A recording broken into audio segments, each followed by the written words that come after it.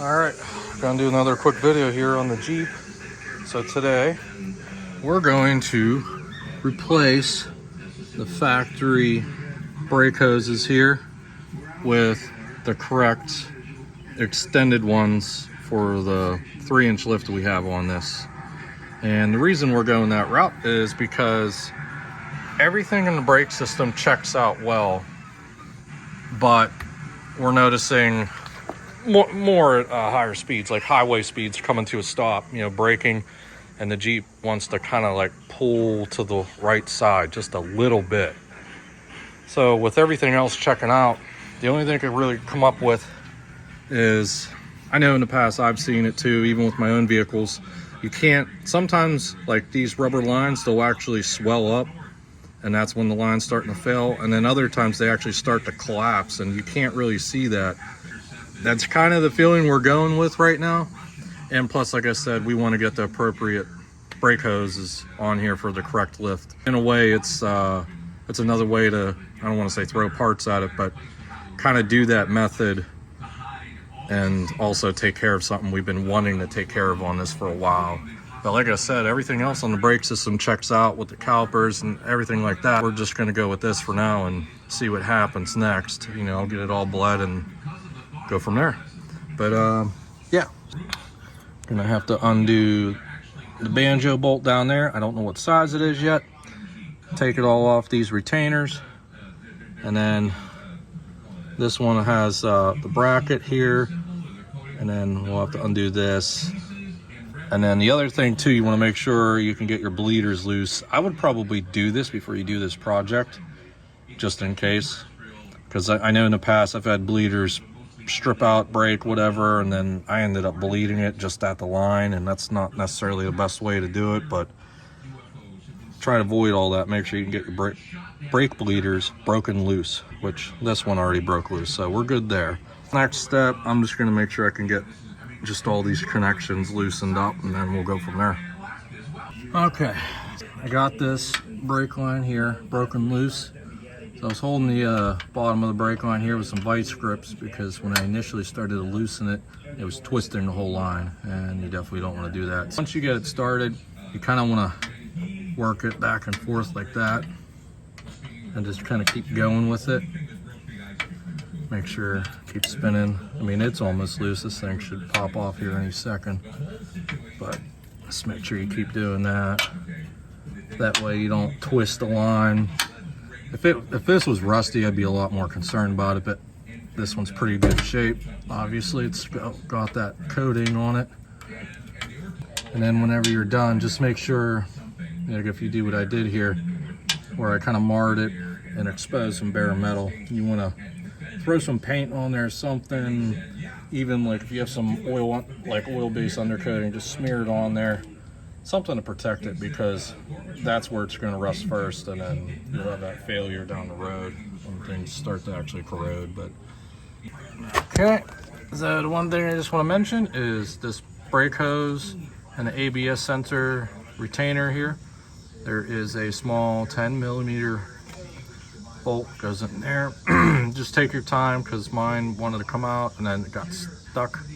Wind it back in. Use some penetrating oil on it, and then I just kind of worked it back and forth, and then I pulled it out without snapping it, so that's good. So this whole thing will come out next. I unbolted this here. We're all good there. In this case, my bolt here was a 11mm. There's a bolt and a nut on the back. This is pretty much ready to come out. And then the banjo bolt down here is a 15mm, and I cracked it loose already. Just gonna finish getting everything undone, but I'm gonna undo this first. Get yourself a little drain bucket, pan, something. That way you can at least keep it nice and neat. And that way, loosen it here, and I can just drain everything straight down. Okay, you'll have to bear with me, because I am working pretty much without a tripod, just one hand here. I just got the brake hose connection undone, and this retainer here, you just pull this end out and then you work this end out, because this one, you can see it's just a little tab, it slides in, and pull all this out, there's going to be some residue in here. So you can drip that in there. Lean that in there like that. And then come down here. Like I said, I already loosened this. Finished doing this. Try and keep my mess to a minimum if I can. And then that's that. You'll have a little bit. Not much you can do there. I mean, we can put the bolt in there, slow it down some. Help a little bit. So now, we already got the hose out, so now I'll grab the new one, which is laying next to me, and I'll kind of test fit it in place, see, make sure routing it's going to work the same way, and go from there. Okay. Back to here, so part of my test fit up is I need to get this retaining bolt out, if I can get it on here without messing this up. So this is part of the 3-inch lift. Is a drop bracket for the old brake hose. So we're gonna get rid of that. We're gonna hold on to the factory mounting bolt there because, and the brake kit gives you this. So we can mount that there.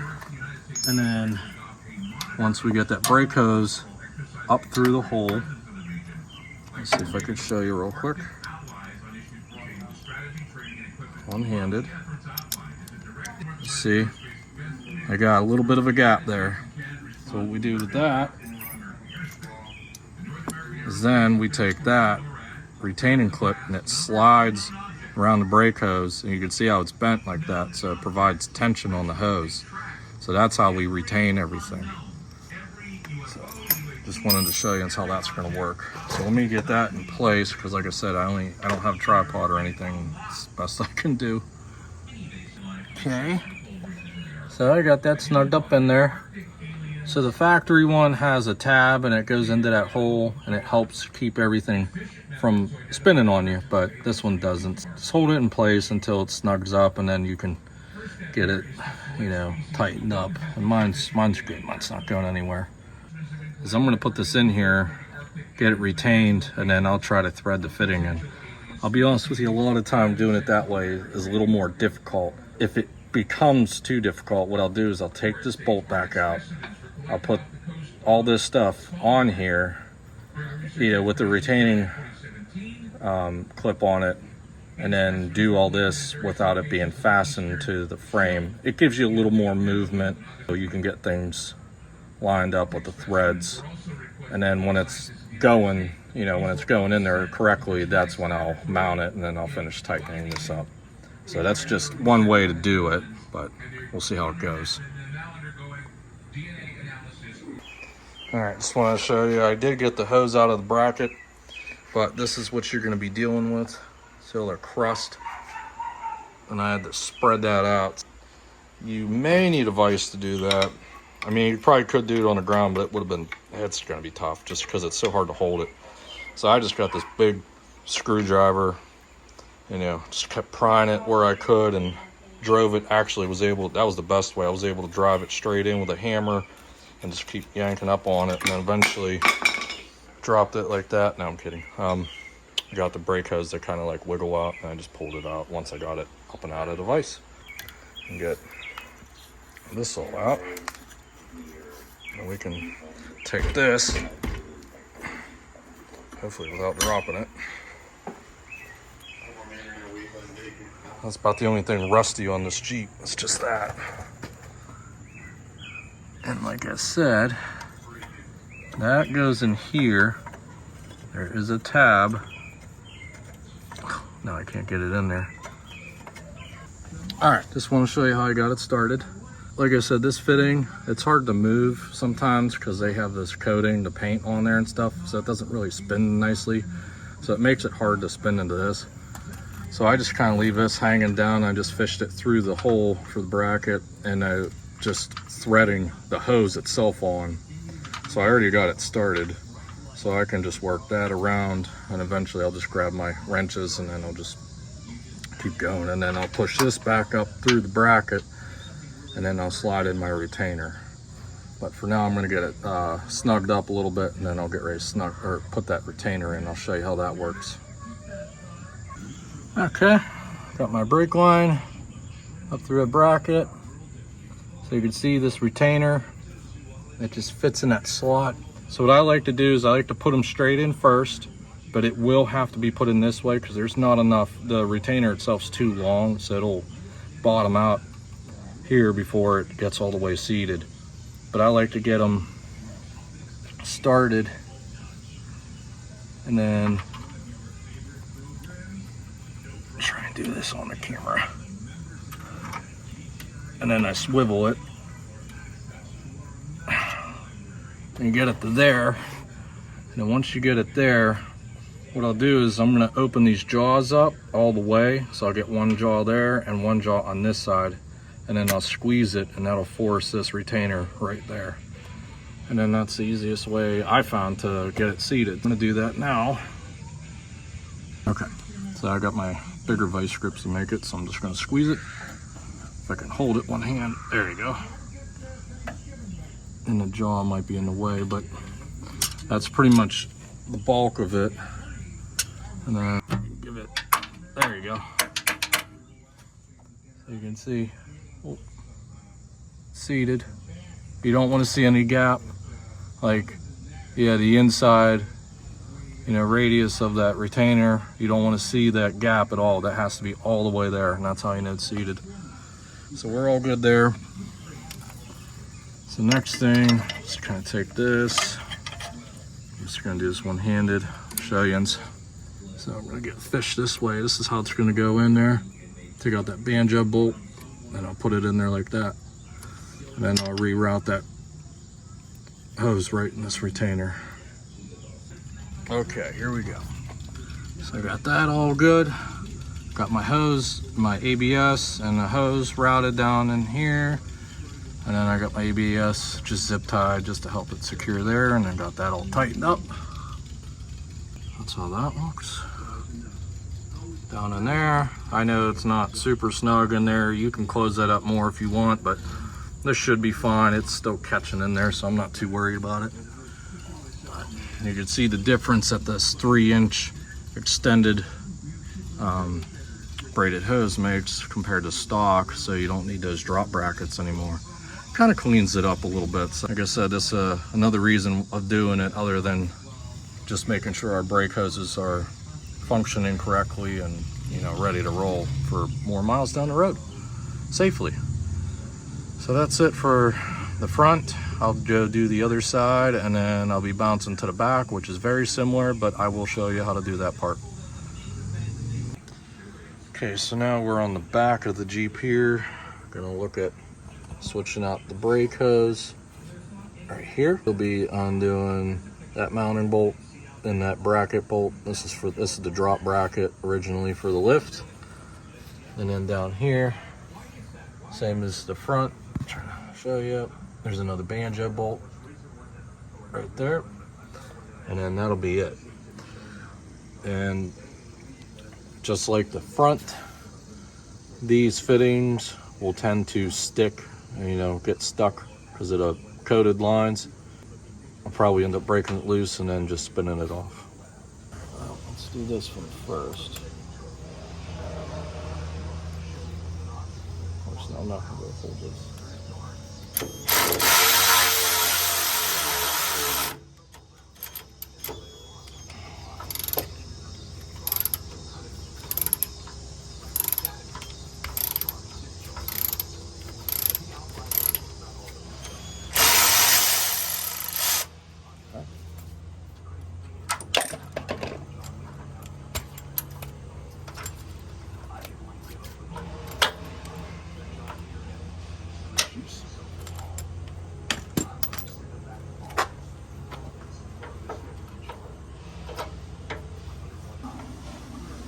It's a drop bracket.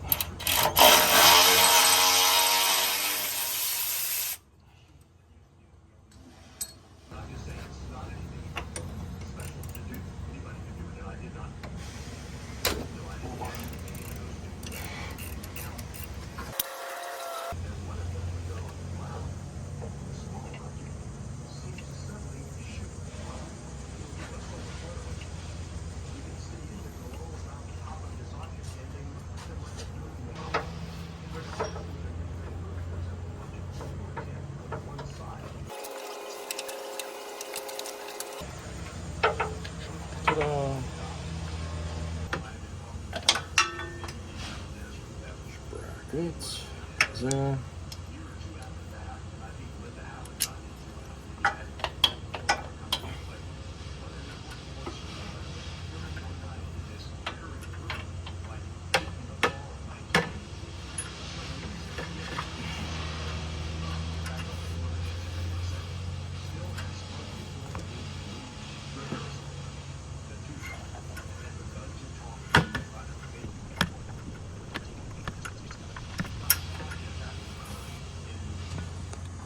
Show you how I did that. Bracket on first, and then I threaded the hose onto the line. Show you that real quick. I'm gonna get back to putting the lower end down here so we can stop dripping brake fluid. Get your 2 copper washers ready. Copper washer first. Put your line on. Spin it maneuver this so I can get it kind of helping out. Get your other copper washer ready. Put it on.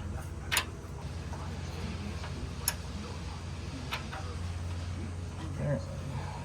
This.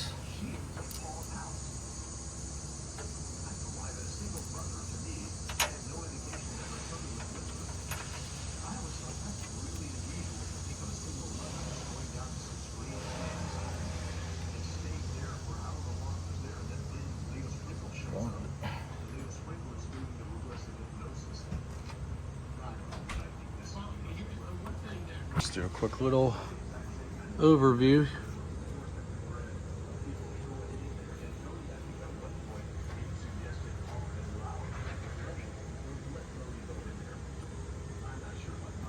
All right, so actually I finished filming this brake hose installation on the Jeep, a little over a month ago, but you know, life happens. Just getting back to it and wrapping it up. And this is actually good in a way because I mentioned in the video at the beginning of it that we were swapping these out to replace the stock ones with the ones appropriate for the lift, and because we had a slight feeling that that was causing our pulling to the right with the brakes on because everything else checked out.